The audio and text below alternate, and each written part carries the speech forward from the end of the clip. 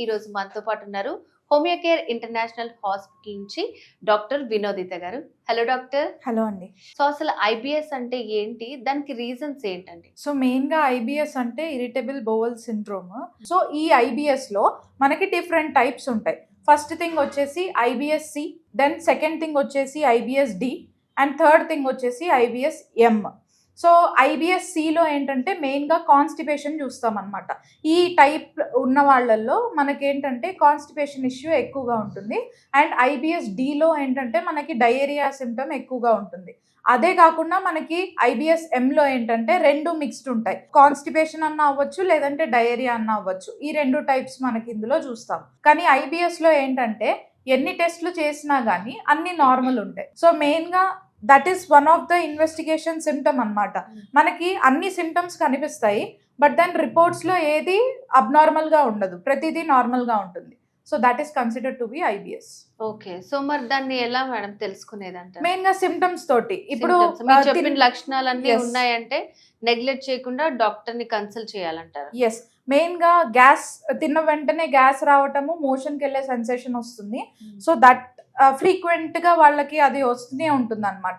ఎన్ని మెడిసిన్స్ వేసుకున్నా గానీ అది తగ్గదు. ఆ తర్వాత ఎన్ని రిపోర్ట్స్ చేయించినా అన్ని నార్మల్ వస్తే then it is considered to be IBS. Okay madam, మరి హోమియోకేర్ ఇంటర్నేషనల్ లో ఈ ఐబిఎస్ ప్రాబ్లమ్ కి ఎట్లాంటి సొల్యూషన్ ఉంది? సో మెయిన్ గా చూసుకున్నట్లయితే ఐబిఎస్ లో మనకి one of the main reason కూడా స్ట్రెస్ ఫ్యాక్టర్ కూడా ఉంటుంది.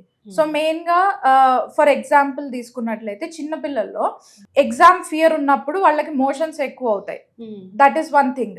అండ్ ఇంకొకటి ఏదైనా స్టేజ్ కి వెళ్లే ముందర, స్టేజ్ పర్ఫార్మెన్స్ చేసే దానికంటే ముందు కూడా చాలా మందికి ఫియర్ వల్ల మోషన్స్ ఎక్కువ వస్తాయి.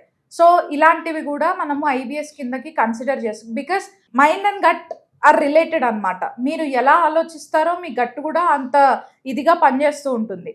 సో ఎంత స్లగ్గిష్గా ఉంటే అంత కాన్స్టిపేషన్ ఉంటుంది. సో ఇలా మనకి రిలేట్ ఉంటుంది కాబట్టి మీరు కొంచెం పీస్ఫుల్గా ఉండి అండ్ ఆల్సో తీసుకునే డైట్ సరిగ్గా తీసుకుంటే సెట్ అవుతుంది. అండ్ హోమియోలో ఎలాంటి చికిత్స మీకు అవైలబుల్గా ఉంటుంది అని అంటే equally mental health and physical హెల్త్ని ఈక్వల్గా మనం బ్యాలెన్స్ చేసి, దాంతోపాటు మీకు ఇచ్చే మెడిసిన్ కాన్స్టిట్యూషనల్ మెడిసిన్ కాబట్టి మీకు అడ్వాన్స్డ్ హోమియోకేర్ ఫార్ములాస్ ఉంటాయి మనకి. సో దాని ద్వారా మీకు ఇంటర్నల్ గా జీన్ దగ్గర నుంచి చేంజెస్ అవుతాయి. సో జెనెటిక్ లెవెల్లో మనకి చేంజెస్ జరుగుతాయి కాబట్టి మీకు ఫర్దర్ గా ఆ ప్రాబ్లం రికర్ అవ్వదు అండ్ ఉన్న ప్రాబ్లం కూడా రిజాల్వ్ అయిపోతుంది. సో వ్యూవర్స్, డాక్టర్ చెప్పిన విషయాలన్నీ విన్నారు కదండి. జస్ట్ గ్యాస్ ప్రాబ్లమే అని చెప్పి లైట్ తీసుకోకుండా మీకు డాక్టర్ చెప్పిన లక్షణాలు ఏవైనా ఉంటే ఖచ్చితంగా డాక్టర్ గారిని సంప్రదించండి. సో హోమియోకేర్ ఇంటర్నేషనల్ కి సంబంధించి మీకు ఏమైనా డీటెయిల్స్ కావాలనుకుంటే స్క్రీన్ మీద కనిపిస్తున్న నెంబర్కి కాల్ చేసి కంప్లీట్ డీటెయిల్స్ తెలుసుకోవచ్చు.